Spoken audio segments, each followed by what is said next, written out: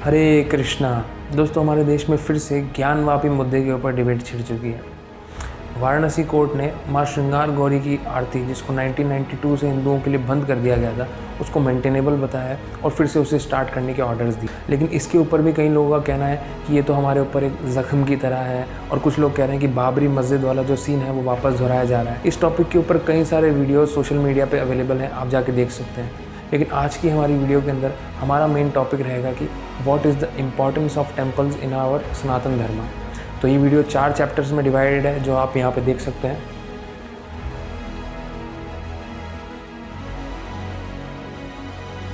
Chapter 1, why it is important to reclaim our temples. Varanasi court का यह फैसला उन 5 महिलाओं की जीत है जिन्होंने मां श्रृंगार गौरी की आरती करने का अपना अधिकार मांगा। लेकिन फिर भी कई समाज के ऐसे बुद्धिजीवी लोग हैं, बुद्धिजीवी लोग हैं, जिनको इस पे भी खेद है। जब मुगल्स भारत में आए तो हमारे धर्म के लोगों को नीचा दिखाने के लिए और अपना डोमिनेंस कायम करने के लिए वो हमारे तीर्थ स्थलों पर गए और हमारे मंदिर जो हमारे कल्चर को रिप्रेजेंट करते हैं उनको तोड़ा और हमारे संस्कृति को मिटाने का प्रयास किया। लेकिन आज इतने सालों बाद जब मुगल्स हमारे कंट्री को छोड़ के जा चुके हैं, तो फिर क्या प्रॉब्लम है अपने खोए हुए कल्चर को फिर से रिक्लेम करने में?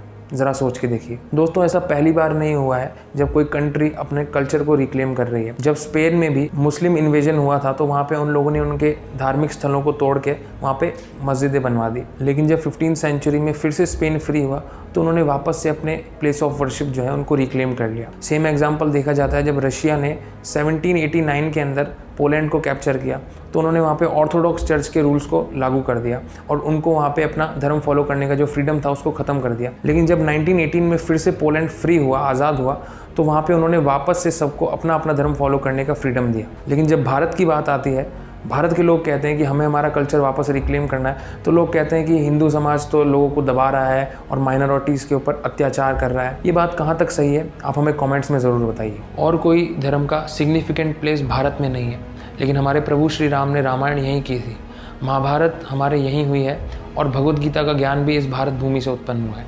हमारी पूरी हिस्ट्री इसी भारत भूमि के अराउंड रिवॉल्व करती है। तो फिर क्या प्रॉब्लम है अपनी हिस्ट्री को फिर से रिक्लेम करने में? Chapter 2, what is the contribution of temples in society. दोस्तों, टेम्पल्स का हमारी सोसाइटी के लिए क्या योगदान है? क्योंकि मैं कई बार देखता हूँ जब लोग मंदिर आते हैं तो वो लोग पूछते हैं कि भाई मंदिर बनाने की क्या ज़रूरत है, इस ज़मीन के ऊपर आप हॉस्पिटल बना सकते हैं, बड़े बड़े मॉल्स बना सकते हैं, तो मंदिर ही क्यों बनाया जा रहा है? लेकिन ऐसे लोग शायद ये भूल जाते हैं कि भारत के टेम्पल्स का हमारी GDP के अंदर 2.32% से ज़्यादा कंट्रीब्यूशन है। और ये किसी बड़े बिजनेस के कारण नहीं, बल्कि छोटे छोटे बिजनेसेस जैसे अगरबत्ती बेचने वाले, फूल बेचने वाले, भगवान के कपड़े बेचने वाले, मूर्तियाँ बेचने वाले, ऐसे छोटे छोटे बिजनेसेस से हमारी इकोनॉमी को इतने हाई लेवल पे बूस्ट मिलता है और हज़ारों लोगों को रोज़गार मिलता है। इवन सेम रिपोर्ट के अंदर बताया गया था कि जब फॉरेन के लोग भारत में ट्रैवल करते हैं तो उसमें से मैक्सिमम लोग भारत में तीर्थ स्थान, पिलग्रिमेज के लिए ट्रैवल करते हैं। और जब भारत के अंदर लोग इंटर स्टेट ट्रैवल करते हैं तो उनमें से 55% से भी ज़्यादा लोग तीर्थ स्थान के दर्शन करने के लिए ट्रैवल करते हैं। लेकिन फिर भी लोग कहते हैं कि मंदिर बनाने की क्या ज़रूरत है।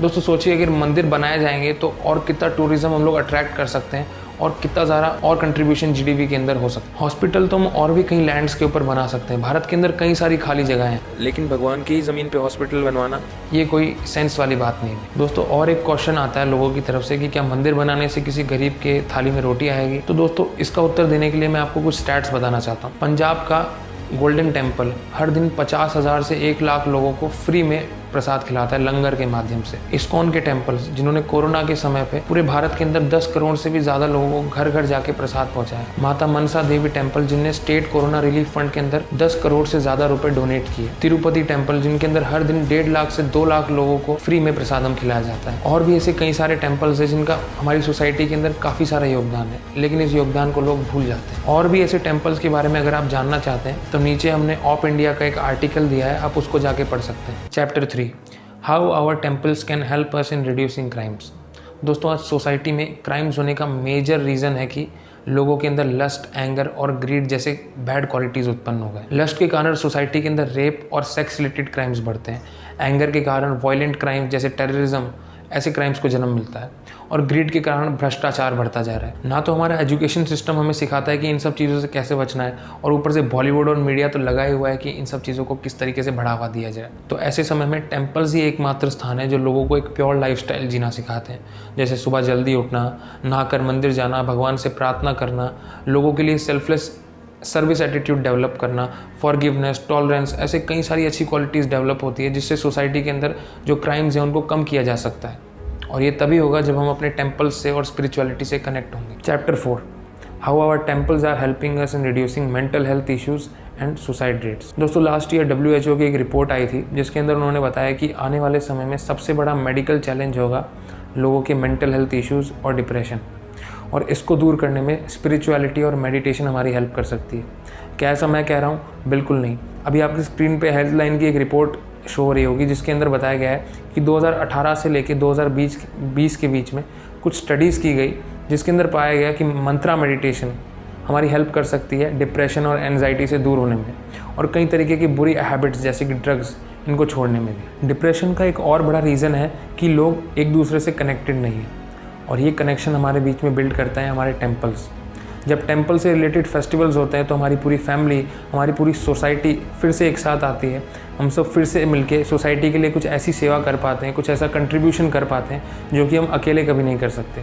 तो हमारे टेम्पल्स हमें ये सिखाते हैं कि हम कैसे एक साथ मिलके कैसे लोगों की सर्विस कर सकते हैं। डिप्रेशन का एक और सबसे मेन रीज़न है कि लोग बहुत जल्दी अपनी होप खो बैठते हैं। अगर लोग अपनी होप कुछ समय तक और एक्सटेंड करें तो उनकी लाइफ में शायद कुछ और अच्छी अपॉर्चुनिटीज़ आ सकती हैं, लेकिन फिर भी लोग वेट नहीं कर पाते क्योंकि लोगों के अंदर होप ख़त्म हो जाती है। लेकिन ये होप, मोटिवेशन और पर्पस हमारी लाइफ में ऐड करते हैं हमारे टेम्पल्स। जब हम टेम्पल से कनेक्ट होते हैं तो फिर से हमारी लाइफ के अंदर एक नया विज़न आता है जिससे हम अपनी लाइफ को और अच्छे तरीके से जी पाते हैं। इवन कि आपको पता है कि आज के समय पे सबसे ज़्यादा कंज्यूम किया जाने वाला जो कंटेंट है वो है मोटिवेशनल कंटेंट, क्योंकि लोगों की लाइफ में मोटिवेशन ही नहीं है, और ये मोटिवेशन वो लोग सोशल मीडिया पे खोजते हैं। लेकिन एक्चुअली में ये मोटिवेशन हमें हमारे टेम्पल्स दे सकते हैं।